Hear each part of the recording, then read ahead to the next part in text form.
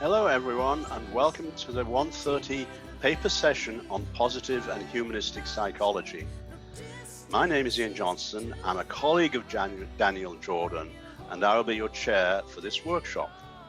It's my honor to introduce our presenters, Dr. Roger Tweed, Kwantlen Polytechnic University here in Richmond, BC in the Pacific time zone, Dr. Severin Hornung and Dr. Thomas Höge, University Innsbruck, who are 9 hours ahead of that, and Dr. Pooja Anand, University of Delhi, for whom it is 2 a.m. in the morning.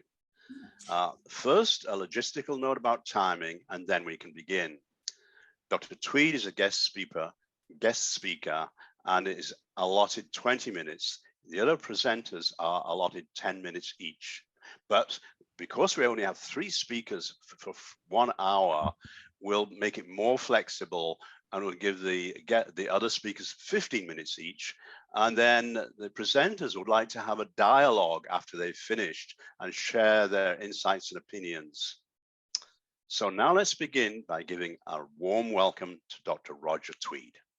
Well, thank you. I hope I'm live. I hope you can hear me. My name is Roger Tweed, and I teach at Kwantlen Polytechnic University in the Lower Mainland near Vancouver, British Columbia in Canada.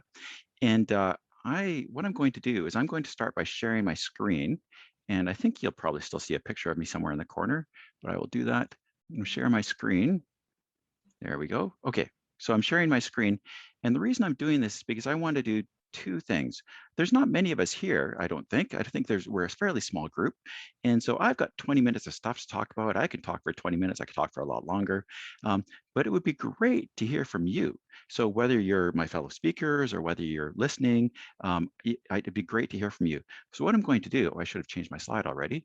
What I'm going to do is I'm going to have a spot where you can write things. So this is a document and it's tinyurl.com/INPM 2021 Tweed. I don't think you need the HTTPS. You can use it if you want to, but I think it's just tinyurl.com INPM 2021 Tweed. And if you go there with a browser, you'll open up my Word document and you can address some of the questions I'll be bringing up during the session. So again, you don't have to do that, but if you want to, it'd be great to hear your thoughts because we have lots of smart people here. So I don't have to just be the only one sharing. We can hear from you as well. Okay, so with that, if you want to, again, so tinyurl.com/INPM 2021 Tweed, and you can start answering these questions. I know during these video sessions, it's tempting for you to do something else, to shop on Amazon or to read the news or something like that. So if you're going to get distracted by something, work on this document, answer these questions while we're talking. Okay, so who perceives good and bad people? So that's the first question. Who perceives good and bad people? Who perceives good and bad people? So think about that as I go through this. Who can you think of who sees good, even in bad people? Who are those people? Okay, oh, I see someone's there. Very good to see.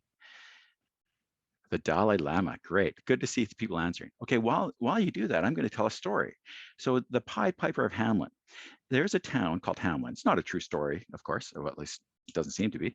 There's this town called Hamelin, and they were inundated with rats. There was rats everywhere in the kids' clothes and their food, in their kitchens. There was food everywhere, and so there was rats everywhere, and so it was a terrible experience. But along came this one character, and this character was a piper, and this piper said, "If you pay me money, I will play a song. I'll play a song, and I'll be able to lure those rats out of town." No one really believed him. But the mayor said, "Sure, we'll do that. If you can get rid of these rats, we'll pay you lots of money. In fact, we'll pay you this much." And so he promised that he would pay the money. And so the piper started playing. Nobody really expected it to work. But what happened is the piper was successful. The rats came out of their hiding spots, and then they followed him, and they followed him out of town, and he lured them out of town, and he lured them right down to the river. And they went right into the river, and they all drowned, except for one. But they all drowned pretty much. And so the town was free of rats. The one rat that didn't drown ran away. So it was a great thing. But then what happened is he went and asked for his money, and no one would give him money. The mayor said, "No, I was only joking. I'm not giving you money." And so they didn't pay him. And he gave them a warning. He said, "If you don't pay me, I'm going to do something terrible. I'm going to play a song that you will regret. If you don't pay me, I'm going to play the song, and you will be sorry you didn't pay me." And it sounded like a joke. So they didn't pay him. And so what happened? He started playing the song. What harm could a song do? But he started playing the song, and then the children came out of their hiding spots. And again, I've got this Earl here if you want to start commenting on here. The children came out of their hiding spots and they started following him, and they followed him out of town. And then they followed him and followed him and followed him. And then what happened is they followed him all the way out, and the mountain opened up and the children went in and never came back. So there we go, a story. Now, what's the point of that story? Well, one thing we can take away from it is that aren't we sometimes afraid that children or other innocent people will see bad people and perceive them as good? So isn't it dangerous to perceive bad people as good? Isn't that a danger? And this story sort of illustrates, of course, it's not a true story, but illustrate, oh, naive people, good to see someone put that up there. I was waiting for someone to put something up there like that. So naive people see good and bad people. Okay, so that's one of the things. But I'm going to argue that if we fail to see good and bad people, we're actually opening ourselves up to other dangers. Okay, so let's talk about some domains. When we talk about perceiving others, we can think about lots of domains. We can think about, people we love, people are strangers. We can think about past, future. We can think of lots of domains. So I'll talk about just a few. First one, retrospective perception of good. What does that mean? That means looking in the past and saying somebody or some group of people have done good to me. So it's a past looking thing and saying they've done good to me. Now, why does that sound like an unfamiliar term? The reason it sounds unfamiliar is because we usually just call this gratitude. Gratitude, it's looking in the past and seeing that people have done good things for me. And I could talk about the research on that. I don't think I will, because Robert Emmons already did a couple of sessions on gratitude. So I think there's lots of evidence that gratitude, this readiness to perceive positive in the past from people, is good for you. Okay, so retrospective perception of good seems to be good for you. Now, what about prospective? This means looking at people and saying, in the future, they will probably be good. Is that relevant? Well, yes, it is. There's willingness to look in the future and look at people and say, they'll probably be good in the future. Prospective perception of good. What do we call that? We call that perceived social support. And I have this Bonanno paper cited here.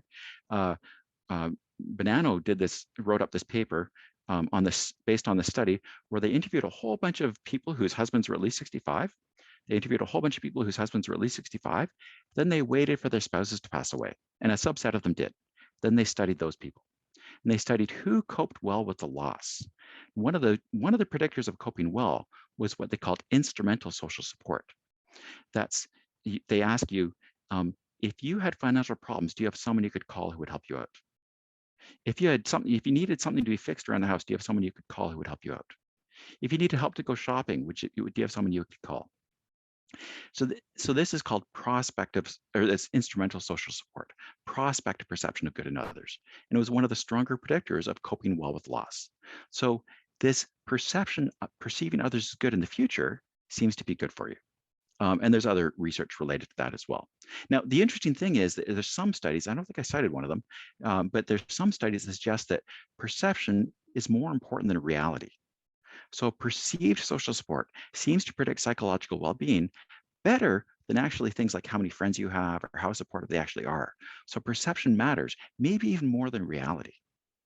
Okay, here's another one, healthy attachment style. I better hurry up, so I'll go quickly with this. But adult attachment theory, at least Bartholomew and Horowitz adult attachment theory, suggests that the people who have healthy attachments, that people who are comfortable in relationships and also away from the relationships, people who have healthy attachments are people who have a positive model of others. Having a positive model of others seems to make you capable of having good relationships. Okay, so I have a bike light. I have a bike light with a ring on it, and I can adjust it so that it can be more focused or more diffuse. And everything I've talked about so far is about focused, isn't it? I've talked about people you love, friends, people who care about you. But what about your perception of people in general? We call that generalized trust. Generalized trust is a belief that most people are trustworthy, or most people would not take advantage of you, or most people would be fair. That's called generalized trust. Now, I know trust, the word seems to conjure up this idea of being vulnerable, lending people money and anticipating getting it back, lending your vehicle to somebody or taking a ride with somebody or making yourself vulnerable. That's not what generalized trust is, though. When researchers talk about generalized trust, they mean the perception that most people are pretty decent. Generalized trust is associated with lots of good outcomes. Now, less of this research is experimental, more of it is correlational or longitudinal, but countries with higher scores on generalized trust have way less violence, way lower murder rates. Countries with higher average scores on generalized trust have better psychological well-being on average. They have more equal incomes on average. And at the individual level, it's opposite. Cynicism is its opposite. At the individual level, cynicism, people who are cynical, people who have a low view of strangers, a low view of people in general, tend to get fewer raises at work, tend to get fewer promotions at work. So having a positive perception of others seems to be, this research is a little more debatable, but it seems to be good for you in a way. So being ready to perceive positive in others seems to be good for you, even when those others are strangers. Okay. And again, remember, generalized trust is not making yourself vulnerable. It's actually just this perception of others. Is it a lie? If you have generalized trust, is it a lie? Well, it doesn't seem to be. There's one interesting study in Toronto. They asked people, if we left wallets around, just a bunch of wallets around with money in them, what percent of them would get returned? People thought, well, maybe 25% would come back with the money in. But then the researchers did it. They left wallets in various places in Toronto, and what percent got returned? 80%. So 80% got returned with the money in it. So people are more trustworthy than is often perceived. Okay. So who perceives good and bad people? We wrote some things down. We got the Dalai Lama, people who are optimistic and growth-oriented. Yes, naive people. I like that one. I appreciate that. Okay. Now, so that's good. I appreciate you contributing. Now, what other research links positive perception and well-being? So is there stuff I've missed? Oh, broaden and build. Oh, interesting. I appreciate someone contributing that. Yes, Barbara Fredrickson's broaden and build theory suggests that a willingness to be positive seems to be good for you. Interesting. And helps you grow as a person. Interesting. Okay. You can continue answering that one if you want. Okay, so now here's a problem though. Paul has pointed out very well that good feelings doesn't always necessarily represent what is right. So just because something makes you feel good is not necessarily good. It's not necessarily actually a good thing. And so he's talked about his pure model of meaning, in that we need people to be responsible. We need people to be to find meaning and purpose that actually serves a greater purpose. And Maslow talked about this with his focus on transcendence as well. So is positive perception of others good for you? I mean, is that good for society as a whole? Well, in a way, who will ever act as a leader? Who will ever act as a leader? Well, to act as a leader, you need to have a presumption that people will respond positively. So the leaders in our society, the people who are going to take action to try and bring good out of others, are people who presume there is a potential in others. Another one, what about social action? I would argue that taking action to make our society better relies on a perception that people can be good. I think about Catherine Höge. You might have heard of Catherine Höge, you may not have. She's an amazing person. She's got her own scandals, which makes her really interesting in lots of ways, but she's an amazing person. She went out and she tried to develop an entrepreneurship program for prisoners. She took prisoners, people who were often viewed as irredeemable, and she developed a program to help them become business people. She said, well, lots of prisoners have good hustle. They know how to try and get things done. So why not bring out that good potential in them? So even taking social action often relies on a perception that people can be good or that they have good potential. I won't mention Kurt Schneider. We already heard about him this weekend. He does lots of really interesting things as well. You may have heard of deep canvassing. Deep canvassing is this new approach to politics where you try and persuade people to your point of view. So deep canvassing, you try and persuade people to your point of view. How do you do it? By non-judgmental exchange of narratives. You tell them stories about your life, you have them tell stories about their life. You don't go in and say, you're wrong, you need to change, this is why you need to change, this is why you're wrong, but you treat them as humans. You treat them as having redeeming qualities. You try and bring up positive in them by sharing stories with them. Okay. So is perceiving good in other people, does it help you? Yeah, it seems to help you. Does it help society? Yes, it seems to help society. Okay. Oh, and here we're getting more on, I'm glad people are writing here. Self-fulfilling prophecies. Oh, yes, interesting. Self-fulfilling prophecies. People who perceive children as being good or capable or bright treat them differently, and it seems to bring up positive things in them. Okay, here's the next thing, though. Let's get back to this. Oh, if you've never heard of deep canvassing, if you download the slides, there's a great video showing deep canvassing in action. So it's worth watching. And there's a couple of really interesting articles here. So if you haven't heard of deep canvassing, it's worth exploring. Really, really interesting. Okay, what about the dangers of seeing good and bad people? I was going to talk about this for a while, but I thought I don't really need to because you'll have ideas. Being cheated. If you see good and bad people, you might be cheated by them. You might misplace trust in them. You might be naive. Okay, so there's a danger of seeing good and bad people. I just wrote down a couple of things here because I thought you're probably aware of some of these dangers. White collar crime takes place. There are psychopaths. There's computer viruses. Computer viruses, what's the purpose of these things other than to bring harm? So there are people who are malevolent and want to bring harm to you. So if you see only the good and bad people, that'd be a problem, wouldn't it? If you're unaware of the bad characteristics. So what am I calling for? Oh yeah, so just people can bring bad things to your life. What am I calling for? I'm calling for dialecticism. So what does this mean?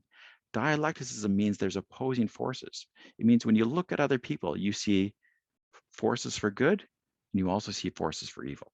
So when you look at people, you're going to see both. You're going to see these opposing forces. And you can see this diagram here of the yin and yang. It means when you look at people, presume that there's good in every bad person and there's bad in every good person. From a Christian perspective, this has been viewed as the imago Dei, the image of God. It means that people have within them characteristics of God. And so from a Christian perspective, not all theologians, but many theologians would say that even if people are sinful, they have remnants of the image of God in them. They have remnants of something good within them, even people who are sinful. Okay, so who are some exemplars of this? Who are people who do this? Who are people who are exemplars of nuanced perception? Okay. Oh, we all are. Oh, that's really great. I'm glad someone wrote that. We all. Most people are pretty decent. That's why we notice the bad, because it's more unusual. Oh, interesting. Okay. And I was thinking of people who are like this. Let's see. Well, I was thinking of, I just read an introduction by Coretta Scott King, an introduction to a set of sermons by her husband. Coretta Scott King wrote this introduction. She was talking about the civil rights movement. She said, we try to awaken moral, I can't remember the term she used, we try to awaken moral emotions within people. We try to make a difference in such a way that we would take these people who are our opponents and we would treat them as humans, and we would try and awaken moral responses in them. We didn't try to beat them or overcome them. We try to awaken moral responses in them. Okay, Jekyll Hyde, yes, interesting, okay. Now, is this wrong? Well, it's wrong if you empower bad people, isn't it? I guess I think of, maybe I shouldn't mention this, but I think of someone like, well, I'll try not to name too many names, but if you take someone who, if your boss is doing bad things and you empower them by not calling out their injustice or what they're doing wrong, you could bring evil to the world in a sense. I guess I think of some leaders, like I think of people who take politicians and say, this is a great person, even though we know those people have done bad things. Okay. Empowering, oh yes, Jekyll and Hyde empowering certain politicians. There we go. Someone wrote it down in the thing, empowering certain politicians. I think of, I guess I mentioned a name. I think of Franklin Graham supporting Donald Trump. And I think, you know, this man, I don't know much about Franklin Graham, but I know he devoted much of his life to try and help the poor. And now what's he do? Turn around, he turns around, he supports Donald Trump. Anyway, so you can bring great harm if you don't see the evil within people as well. Okay. Sage, I better stop pretty soon, but Sage wrote a really interesting paper. She wrote a paper and she wrote about the dangers of intergroup harmony. She said, to make change happen in society, we need to have some anger. We need to have some division between groups. So she wrote about the dangers of intergroup harmony, which is really interesting. Scott Sherman, on the other hand, instead of writing about the dangers of intergroup harmony, he said that he studied social movements and he coded them. And he coded those that tried to uncover injustice and decry injustice, and he coded those that collaborated with their opponents, tried to see which ones were more effective. And he claims he was surprised by what he found. He claims that what he found is that the groups that were most successful in achieving their goals were the ones, not the ones who uncovered and tried to decry injustice, only, not the ones that only collaborated with the enemies, but the ones that did both. The ones that started out by calling out injustice, calling for change, and they collaborated with their opponents. He claimed that that was the most effective strategy. Okay, I'm going to go to my last point. So what are some barriers? Oh, dichotomous thinking. Oh, that's great. Someone wrote dichotomous thinking is a barrier. Maslow, to dichotomize is to pathologize. Oh, I've never read that. Lack of perspective. Okay, I'm just gonna mention, just before I go, I'm gonna mention one barrier. Well, first of all, authoritarianism is a barrier. If you haven't heard of Karen Stenner, she's done some interesting work on authoritarianism. But this guy, René Girard, if you haven't heard of René Girard is very, very interesting. He's difficult to read because he says some ridiculous things too. But he said he focuses on our tendency to scapegoat, to exaggerate the difference between ourselves and people who are the other. And so he says that we tend to exaggerate the righteousness difference between ourselves and the other. And we also tend to imitate the crowd in deciding who is bad. So we tend to imitate the crowd in deciding who's bad. And so what happens? We as a society will tend to pick certain people and blame them for what's going on. Sometimes those people we blame are just outsiders. Maybe they're immigrants, maybe they're minority groups. And so we tend to blame when they haven't done other time wrong. Oops, sometimes some other time wrong. When maybe criminals. So what we do is we take that person who's done something wrong and you exaggerate how different they are from us. Okay. I guess it says recording stopped. I'm not sure what's going on, but I'll just say, he says now what we do is instead of using religious rituals, we talk about how bad other people are. Yeah, we're just getting ready to transition, that's all. So just gracefully end your presentation and we'll gracefully transition to the next speaker. Okay, well, I'll just say one last thing. I'll say, if you haven't, appreciate your time.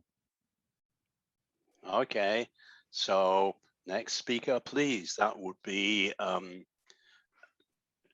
who's next? So let's look at the schedule.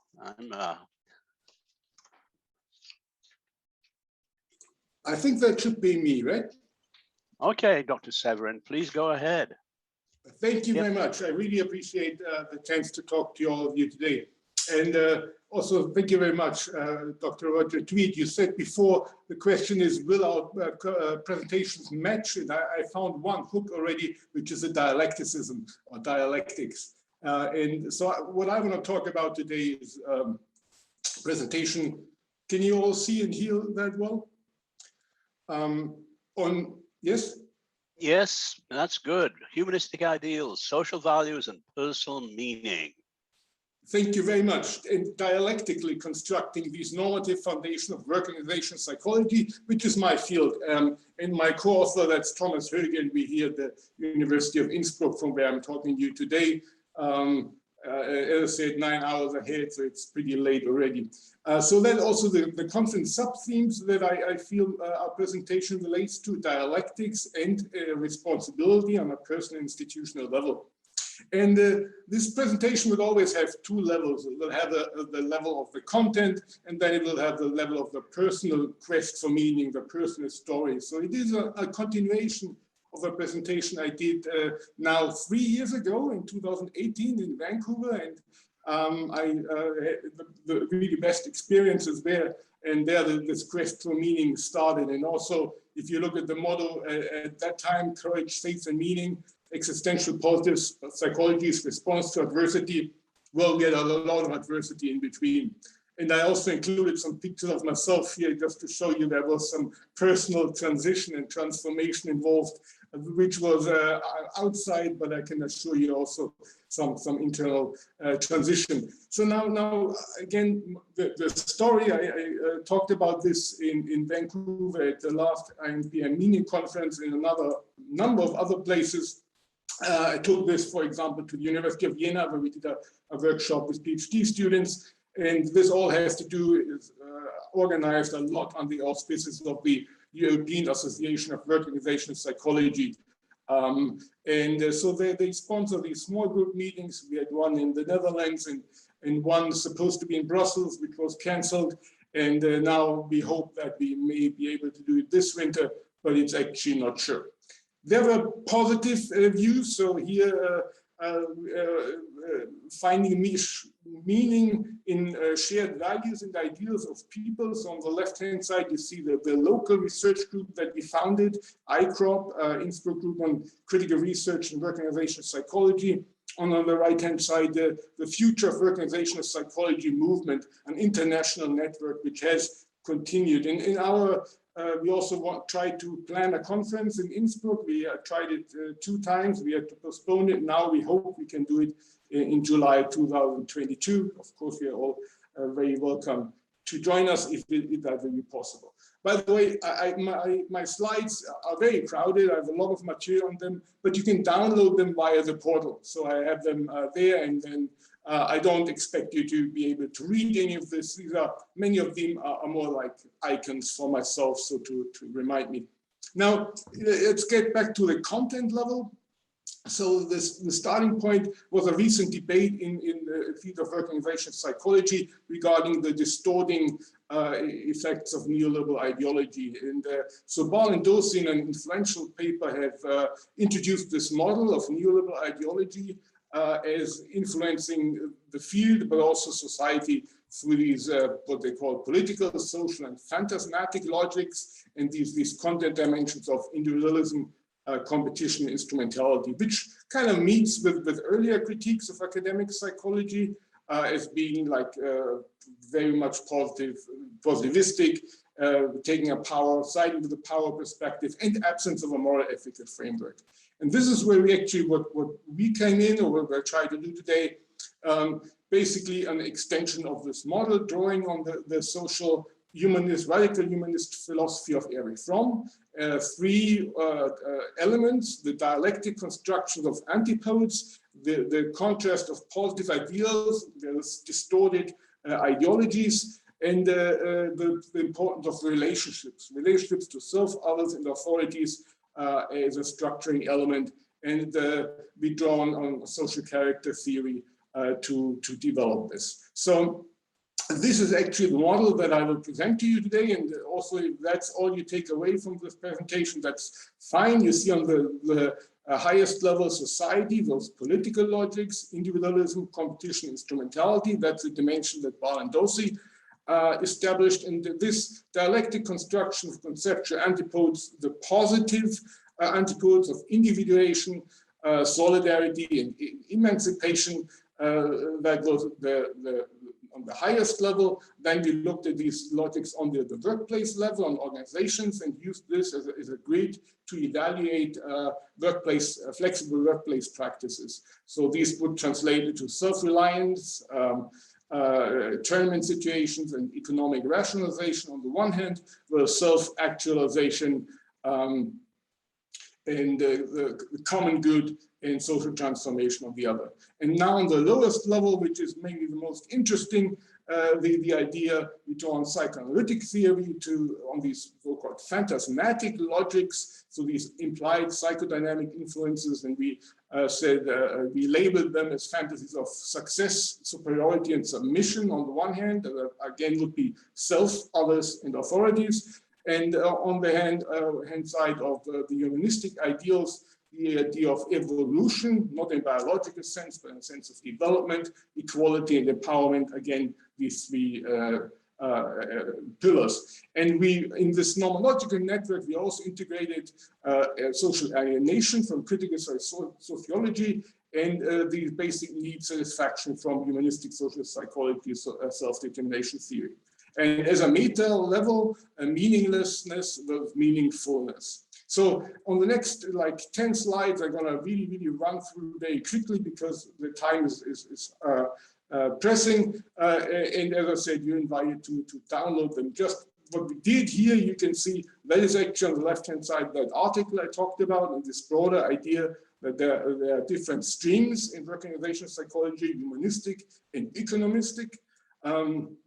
Well, this just gives you a rough idea of the theory work we did, theorizing on ideologies, on neoliberalism, but also from political psychology, how ideologies are disseminated in society, And on the fourth, hence, you see that we also did an attempt to quantify this, to develop scales, at least for the negative side of neoliberal ideology, which are kind of promising, and we have first data here.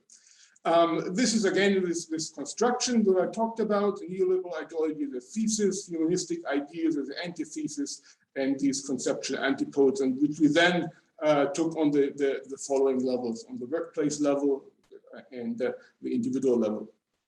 And the workplace level, that's probably the one that's most well developed, and we have a number of publications. This is like a journal by the University of Innsbruck, nothing prestigious but meaningful. And you can, you're welcome, you can download those for free. But that's kind of the middle level here, and where we derive these implementation principles, basically a grid where you could evaluate workplace practices according to, are they humanistic management practices, or are they more like neoliberal power tactics? Again, this is the model that we developed here, and excuse me that I've just run through it, because now we're on the lowest level, but I said more probably the most interesting, and you can also see these pegs. It's really like we're constructing those like kids would with toys, right? So again, you see those individualism and competition instrumentality boils down to employee self-reliance, tournament situations, economic rationalization, which then manifest in these phantasmatic logics of success, superiority, and submission, and we link that to theory of alienation. On the other hand, on the humanistic side, the idea of individuation, solidarity, and emancipation, which translates then into logics, phantasmatic logics or narratives of evolution, equality, and empowerment, which we then related to psychological need fulfillment. Well, this is just an overview. This is what I just told you. Again, you're welcome to take a look. This is the idea on how we integrated meaning into this, and on the lowest level, and the dimension of social alienation and need fulfillment according to DC and Ryan, competence, autonomy, and relatedness. So, and here's some of the literature that we use to kind of link those and create the theoretical grid that we underline. And with this excuse me, this is activities that we did in two recent, also virtual conferences, one on psychology and spirituality, the other one of quality of life, where we kind of used this matrix for, together with participants, to use this as a personal development exercise. What kind of conditions are constraining or expanding personal meaning and significant states. So this was the first attempt to use this as a personal development exercise, which actually went pretty well. So we're using this matrix and rearranging its components. And with that, I want to come to the last point, which is, well, I have a summary here. Just briefly, what I've been telling you, the idea of these positive humanistic antipodes, the dialectics. Again, that we looked at different levels, always these tripartite elements referring to self, identity, person, others, interactions, people, and structures, authorities, and then these different levels from the political to social to so-called phantasmatic logics. And applications for organization analysis, that's the middle level. For personal development, that's the lowest one, and also on the highest, what we call meta-theoretical discourses. That means basically talking about what are the ethical normative foundation of organizational psychology. And with that, I'm at my very last slide. Also a Frommian idea, the idea that the quest for meaning always means overcoming ideology. You know, ideology is meaning in the service of power. And the idea that that's always a two-way road. It always goes two directions. On the one hand, outward, the critique of unjust system and system justifying ideologies. On the other hand, inward, in the development of self-reflexive and critical consciousness, where these two actually belong together. And I included two quotes from one of my favorite works of Erich Fromm, Beyond the Chains of Illusion, my encounter with Marx and Freud, so which I think express them very well. So again, we're coming back to the idea of criticizing unjust conditions, but on the other hand, developing yourself in the process. So that was a very, very quick run through this, and I hope it was still comprehensible. Thank you very much for giving me a chance to today. Well, I'm looking forward to questions and hope we get the opportunity. Thank you.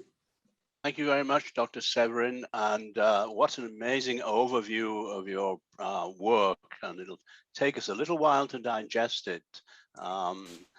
It's lovely to see all these insights that you've developed. Thank you very much. And now it's time to skip a few time zones and go over to Pooja, Dr. Pooja in India, Delhi, and see what she has to share. Well, hello everyone. The title of my presentation is Coping with Suffering Through Emotional Intelligence. Now, before I begin my presentation, I just want to tell you that this presentation comes from my work on emotional intelligence. Plus, I have been teaching a paper on emotional intelligence since about 5 years now, and also a paper on positive psychology since 3 years. So all that experience together, plus I've also written a book on emotional intelligence called Emotional Intelligence Journey to Self-Positive. So all these experiences and all this work put together is what my presentation is going to be all about. Well, because we're talking about suffering here, so let's first understand the idea of suffering, right? It's an inevitable part of our life, right? And if we try to look at the kind of situation that we are living in today's world, we will see that there are increasing incidents of aggression and violence and, stress, anxiety, depression, and particularly in the young people. Now, if we try to go to the root cause of these problems, we will see that there is a huge element of people not being able to manage their emotions, right? So that's what we are going to be talking about. And because of emotional mismanagement, there is a lot of suffering that ensues. Well, now in the context of suffering, right, which we are talking about at this conference, particularly if we look at the COVID-19 pandemic, right, and the suffering induced by the pandemic, of course, I mean, there are dangers to our physical health. We all know that. But at the same time, when you talk to people, when you talk to students, because I'm a teacher, the kind of fears that people have, right, of getting infected or just losing somebody or just, losing their own life.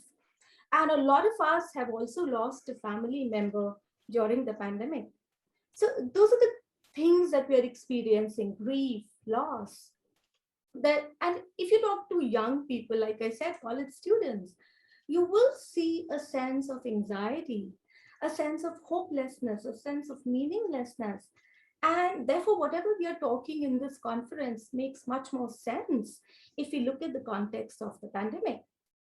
Again, I would say, if you look at the suffering element within the pandemic, and if you try to analyze, we will again see the element of not being able to manage our emotions, right?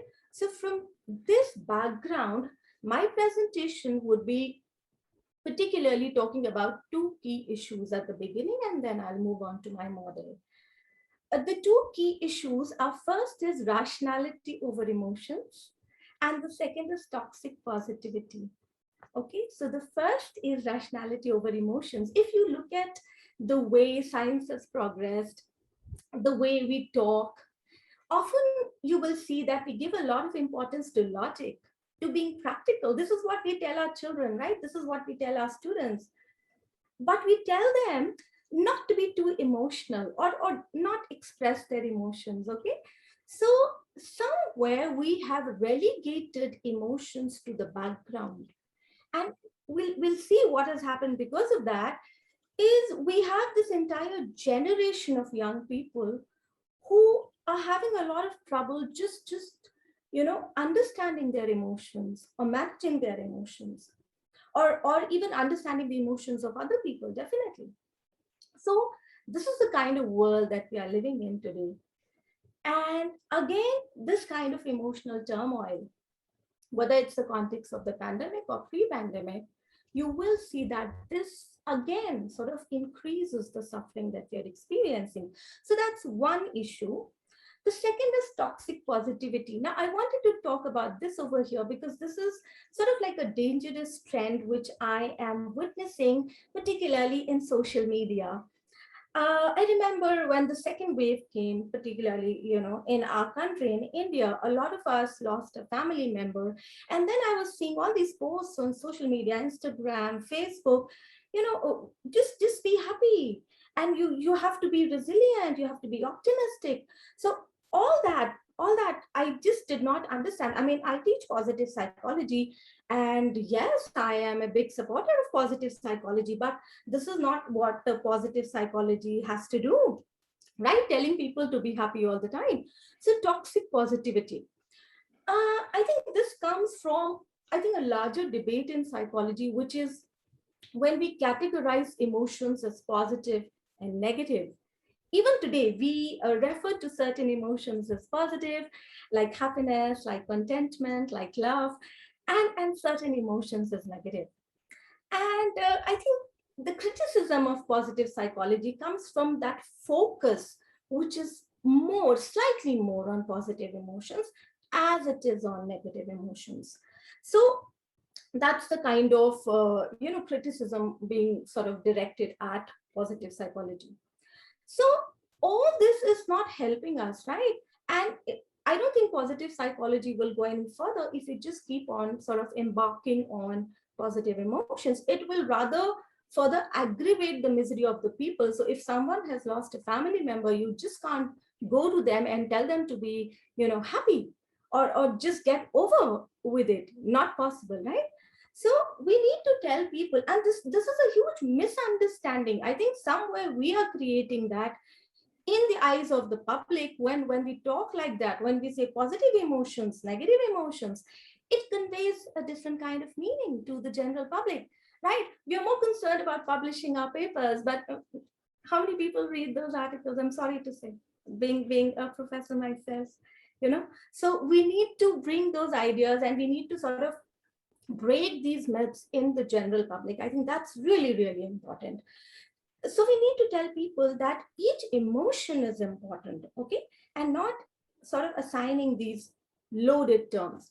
So with this background, I would like to talk about what emotional intelligence is. I'm sure you all are familiar. There are many, many models of emotional intelligence. With my research, I came up with a model of emotional intelligence, which is there in my book. Well, it talks about emotional intelligence as a competency. And in the earlier models, you will see that there are certain domains like the self-domain and the social domain, but they stop right there. So in my model, when I was actually working, I could find out certain other factors apart from these factors. So that's what makes emotional intelligence really special. Now, this is just a very simple diagram of my model. Like I said, if you look at the existing models of emotional intelligence, they will often talk about, self-competence. That means being aware of your emotions, managing your emotions, empathy, and social skills. That's it. Most of the models will stop right there. But if you talk to the people, and this is what I did, I interviewed a lot of people, and then you get to see a lot of things which are sort of related to the idea of emotions, but somewhere they were not included in the earlier models.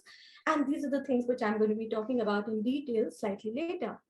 All right, so just a very brief overview that according to my model, there are three domains of emotional intelligence, right? The first is the self domain, where we talk about being aware of our emotions, which is the first component, right? The physiological changes, what are we thinking, how are we behaving, your own strengths, weaknesses, opportunities, challenges. Okay, so accurate self-assessment. This is the first component.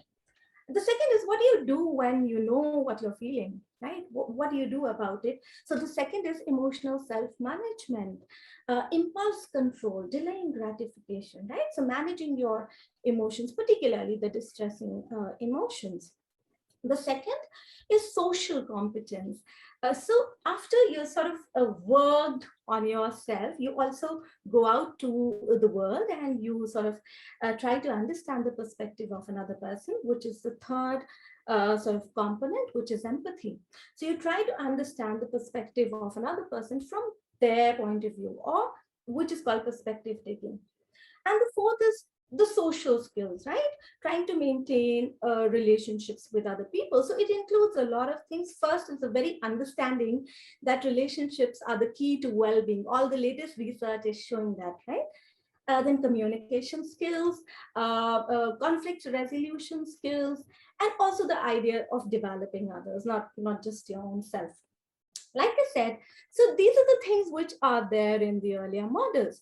Now, this is something which I found, and this is a term that I coined, which is self-positive. So you are working on yourself, all right. Then you go out and you interact and you work with other people, all right. But what do you do after that? Okay, so this is like you have your emotions, but can you make the most of it? Can you utilize that energy to sort of realize your potential, go beyond the things that we are just talking about in the earlier models? So this is what self-positive is all about. And the 6 components that emerge from my work. So the first is authenticity. Now, this is something which is not usually talked about in emotional intelligence, which leads to a lot of criticism of emotional intelligence being you're manipulative. You could be a manipulative person, right? So when you introduce something like authenticity, it talks about that, no, it just doesn't mean that you're using your qualities to sort of manipulate other people.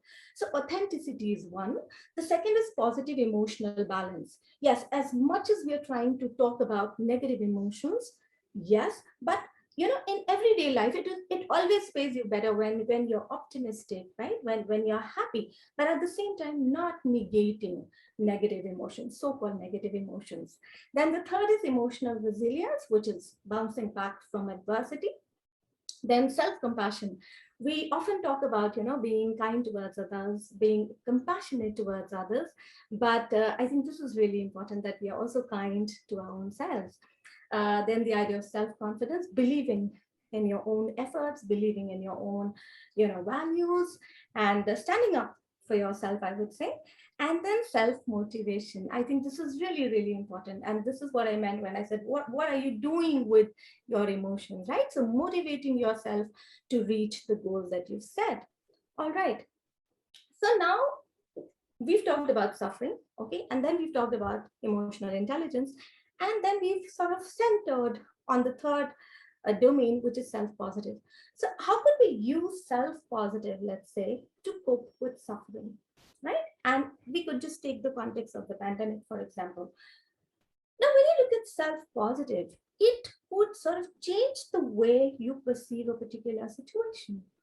You perceive suffering around you, and then how you go on to deal with it. It helps you to sort of bring together your emotional capacities to lead to positive outcomes in your life. And like I said, it goes beyond the self-competence and social competence domains, and creating the best that you could do even in the midst of suffering. And this is what I think the work that Paul Sir is doing is around this only, that why are we just looking at, you know, positive emotions all the time? Why can't we sort of look at suffering, and then even there we could talk about, you know, flourishing? Why not?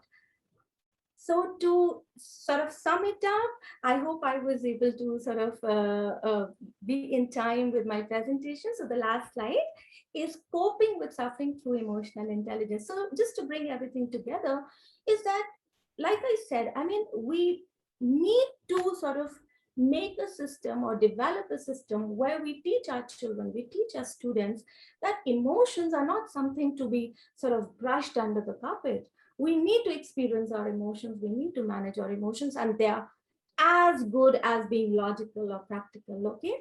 So emotional intelligence will show us the way in the darkest times. Like we are talking about, yesterday I was listening to a talk in the conference and they were talking about, you know, being in touch with your shadow or your dark side. Why not? Okay, so in this context, it would be the so-called negative emotions. Now, the best thing that research has shown is that emotional intelligence is something which you can develop with training, with a lot of effort and dedication. So the social institutions have to provide those opportunities to young people to understand the value of emotions and do something with their emotions. Okay, go beyond the earlier domains. So, at the end, I would say that emotional intelligence is a really important concept because we were talking about dialectics, and both the talks that I heard, we were touching upon the idea of dialectics. So, positive psychology, the major criticism that comes for positive psychology in the minds of the general public is it is only talking about happiness, and that is something which needs to be sort of countered, and you have to do something about it, okay, because if that is a myth, maybe there's a grain of truth in that. So we need to talk about the so-called positive emotions plus negative emotions, suffering, everything, and then we talk about flourishing from there. So with this, I just end my talk. Thank you all so much. Thank you very much. You have a last slide as well, or with your paper? No, I showed it. It was references. Okay, very good. Well, we can have a brief dialogue amongst sort of our three participants and see how they work with each other.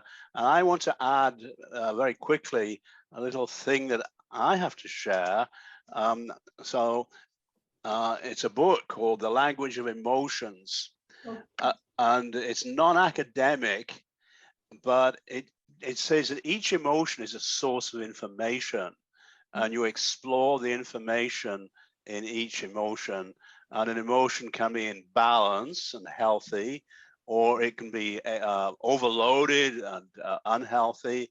And the work is to become aware, and so on and so forth. But now, please, over to our distinguished presenters. And what do you have to say to each other? Thank you. Sure, I have a question for Severin. Here's my question, Severin. So your framework has an opposition between the individualistic competitive approach and the humanistic approach. Mm-hmm. And that makes a lot of sense. However, how do you deal with the fact that you're working within businesses and they only exist because of individualism and competition, and that the wealth, in a sense, comes from these businesses being competitive and fighting against others? So how do you deal with the fact that what you're pushing, humanistic, is wonderful, but it seems to, in some ways, being opposed to business success?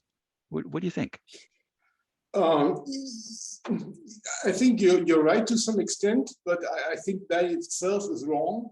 Yeah. So we must not wonder about moral decay if that's what we build our economy on, right? So it goes on to that, like, instrumentality. The humanistic credo that humans can never be a means to something; they're always an end in itself. Right. And of course, in business, that's exactly the other way around. Think about, we talk about human resources, humans as things to be used. That's horrible. So my ideas, or my response would be, yes, we have to actively go against these tenets. And not only, not only go against them, but expose them for what they are, socially, morally, intellectually corrosive. Mm-hmm. And try to establish a counter set of values, basically saying, no, this, especially fight the naturalization of this, saying this is the only way that it can be, this is the only way that economies can function. And we have to counter that, and that's what my approach would be.